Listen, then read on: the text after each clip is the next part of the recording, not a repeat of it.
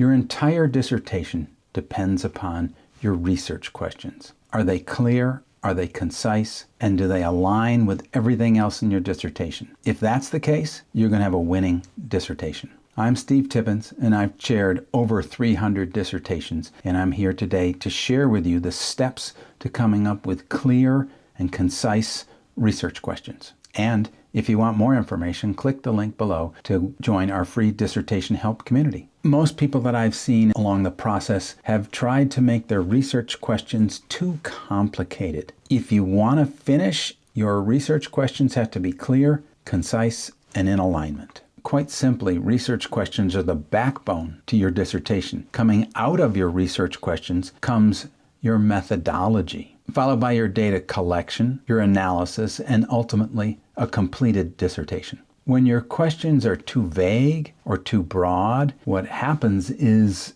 they become difficult, if not impossible, to answer. And when your research questions are impossible to answer, you can't finish. So you have to work on your research questions being concise and in line with everything else. I've seen one student finish their entire dissertation quickly by ultimately changing one question in order to make it much more clear. From that point, they moved forward quickly and finished. And that's what you want. So ultimately, what does make a good research question or research questions, and how do you do it? The simple answer is what we call alignment. And by alignment, we mean, does everything go in the same direction? Does your problem say one thing, your purpose say another thing, and your research questions still go in another direction? You're not in alignment. But when they all start answering or leading in the same direction, you have alignment. So when your problem, your purpose, and your research question all go in the same direction, you have alignment. Quite simply, your problem, or your problem statement, as many schools call it, boils down to what don't we know? What hasn't been studied? What's the gap in the literature? Your purpose is ultimately to get to the problem. The purpose of this study is to address the problem. And finally, your research questions are the questions that are going to allow you to get to your problem.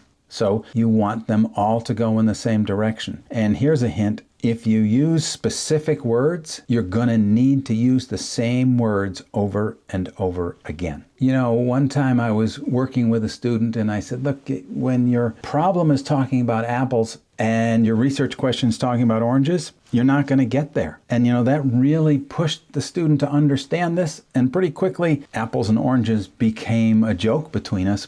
But she finished quickly because she was in alignment and her research questions did exactly what she needed them to do. If you're looking for help in developing strong research questions, join our free dissertation help community to find support and answers. Just use the link below. Like I said at the beginning, we're going to talk about quantitative or qualitative. The qualitative research questions include things like perceptions and approaches and experiences, whereas quantitative research questions include things like significance and differences. So we talk about comparisons in quantitative questions. An example of a qualitative question is, how do teachers describe their experience of working with parents in parent-teacher conferences? Versus a quantitative question would be, to what degree is there a significant relationship between teachers' interaction with parents at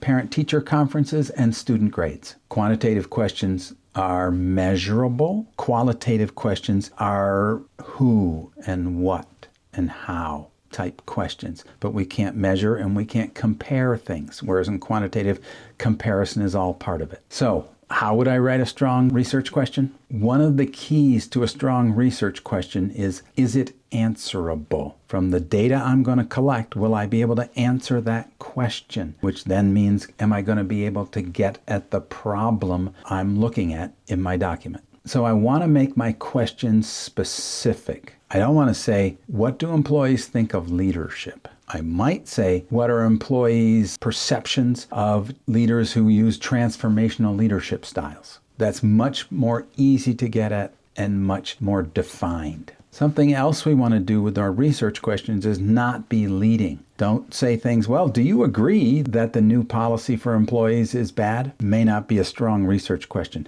As opposed to a question, what are employee perceptions of the new policy on vacation time? That's going to be much easier to answer, and you're not going to be getting employees led to the answer you want ahead of time. One way to think about this is, okay, I've got research questions. Are they going to work? Or how are they going to work? Are they going to get me the answers I need? A way that you can use that information to help you is to test out your research questions. Ask yourself how you would answer them. Ask other people, not part of your study, how they would answer them to see if the meanings that you're putting in the question are actually what the people responding are understanding. Will the answers I get provide the data that's needed to answer the question? If that answer is yes, then you most likely have a strong research question. I also want to say, try not to put too many things in your research question because then there's a lot of moving parts. Is there a strong relationship between height, weight, and what people had for lunch on their SAT scores? Well, now I've got a lot of moving parts in that question. It might actually be 3 questions, one for each of those. Height and SAT scores, weight and SAT scores, and what they had for lunch and SAT scores is going to be much easier to handle and to measure. I also want to be thinking, and this is in designs of all research, is it replicable? Can another researcher use this to do similar research? Because that's one of the things and goals in research is, can it be replicated? I once saw a poster that asked why God didn't get tenure, and one of the reasons was his work could not be replicated. You want to make sure your work can be replicated so that you can graduate and that you can ultimately get tenure if needed. If you end up with strong research questions that are in alignment, first, your committee is going to approve you to move forward. But even more importantly, when you move forward, you're going to move forward with a project that is doable and doable within a reasonable time period. And that's what you're looking for. What you don't want to do is have to come back and realize, oh, I've collected data, but I didn't get the data I wanted. Maybe I have to go revise my research question. Does that mean I have to collect data again? If you start at the beginning with strong questions, you're going to avoid a lot of problems down the line. And if you're looking for assistance with your research questions, join our free dissertation help community to get help from dissertation chairs who've helped many people get through this process and graduate. So just click the link below and join our community.